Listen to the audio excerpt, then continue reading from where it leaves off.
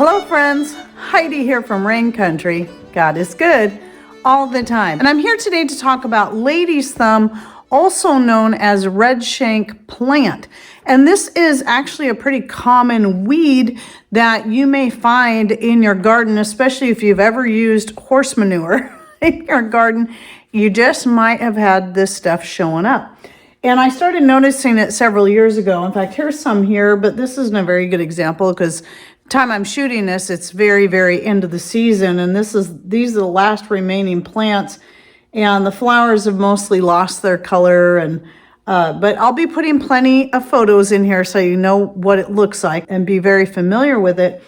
But of course, as I often do, when a new plant shows up in my garden that I know I didn't plant, I will try to find out what it is and then find out if it's edible or if it even has any medicinal properties to it, which that last one I learned years ago was edible, and I'll add it to salads and various things, stir fries and whatnot. It was only recently that I remembered I wanted to see if it had any medicinal benefits. And I'll say that this one was a little bit harder to pull together because there's not as many studies done on it, but it has been used for many years medicinally, even by the Native Americans. And the reason I say it that way is because it was brought over from Europe some time back, probably about the same time they brought over the dandelion.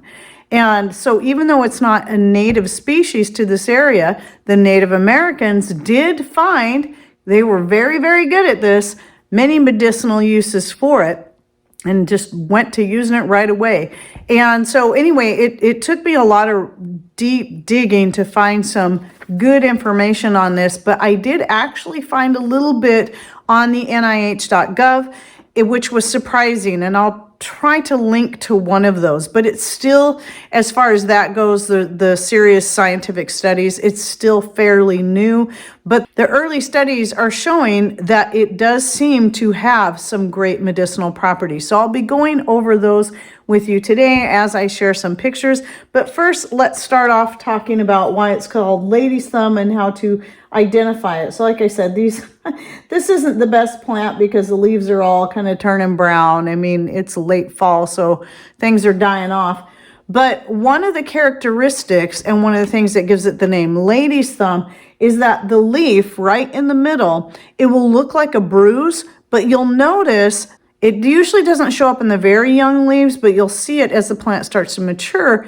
Every single leaf right in the middle of the leaf has something that looks like a bruise, or some people say it looks like a thumbprint. So that's just one of the main characteristics, the one that really sets it apart, as well as the flowers. I've always thought the flowers kind of had look like little red berries when they first start forming. They're sort of a reddish pink. Sometimes they can be even purple from what I was reading. All mine are more of a dark pink is what they look like. They just look like little berries because they're really tiny little flower buds.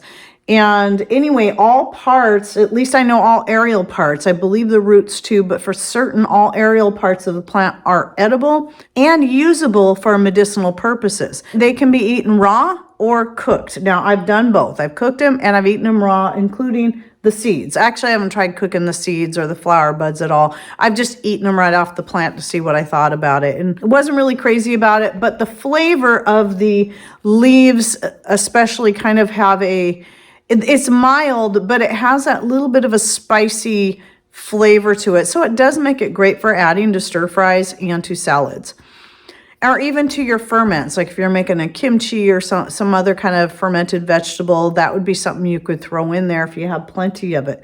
So the nutrients that are found in there, it's pretty dense with nutrients, are vitamins A, B2, C, calcium, magnesium, potassium. Whenever I find these in a plant, I always read them back to back, because here's the thing about calcium that I like to stress. You should never be taking calcium supplements by themselves without other minerals such as potassium and or magnesium or even manganese. But when you find these things in nature, you'll find most commonly if a plant is high in calcium, it's also high in at least one of these other nutrients, magnesium, potassium, and or manganese, which this has all of. Plus it has iron, zinc, copper, and selenium, and is very high in antioxidants, which should tell you something right there, that anything that's high in antioxidants can be very helpful at preventing cancer. So just a little hint at that. That's just common all the way across the board. So now for its medicinal uses, like the topical uses can be in the form of making a salve out of it, or even making a paste to use as a poultice, or you can use it as a tea or a tincture when taking internally. It can be very helpful with bug bites, stings, and burns, and other skin ailments, or even just general skin health. It is good for the urinary tract. In fact, the whole digestive tract is very good for, so it can help with various stomach ailments, urinary tract infections, and more. Very good for the heart health, and is often used as a pain reliever. In this case, most often used topically as a pain reliever for rheumatoid arthritis and more, but can also be used internally for headaches and other types of pains and menstrual cramps. It has styptic properties, just like yarrow, which means it can help stop bleeding. It is also anti-inflammatory, antifungal, and antibacterial. It also makes a great natural insect repellent, so you can use it as is, make a spray out of it. You know, you make a tea, make a spray out of it, and add any of your other herbs like catnip, catmint, peppermint, eucalyptus, citrus, whatever it is, and make a bug spray that you can put on yourself to help prevent getting bit from mosquitoes and whatnot. I even found that it can be good at helping with Lyme's disease. It is a fever reducer. It's good for diabetes management, menopausal symptoms. So it's generally good for women's reproductive health, but also good for men's reproductive health as well. And it can help with infertility. It's good for your respiratory health and your eye health. So I did already mention some ways that you can use it, and it just would be like any other green. You know, like if you're using spinach or kale or anything like that, you can use the lady's thumb the same way. And you can use the seeds, you can eat them raw, you can cook those up, you can add them to your breads if you're going to separate the seeds out from the flowers. Just add those to your breads. They're real tiny black seeds, kind of like the lamb's quarters I was talking earlier. So you can try throwing it in if you're grinding your own flour. Throw them in with your grains if you want to try to grind them up, but again, they're very tiny. But anytime you're grinding seeds or breaking them up, that's actually better for digestion. You're going to be able to get all the minerals and goodness that's in those seeds by making sure they're ground or chewed. Now, one thing I haven't tried with these, even though I have put them in sautés, stir fries, and soup, stews, and salads, is I haven't got around to drying up the leaves to add to my mixed greens blend. Part of the reason why is that I get so many other greens that I use already, such as carrot tops, nettle, dandelion greens, grape leaves, strawberry leaves, and so much more, that I put in my own mixed greens blend that goes in any kind of savory dish for certain. And I've even used it in teas and for making an extract that would be like a multivitamin mineral extract. You can do that with this. You can add the greens to your mixed greens blend. And so anyway, I just want to throw that out there because a lot of times we get so many great things around us that we don't know anything about. And it is a pretty invasive plant, by the way, but it is very easy to pull up if it starts getting too thick.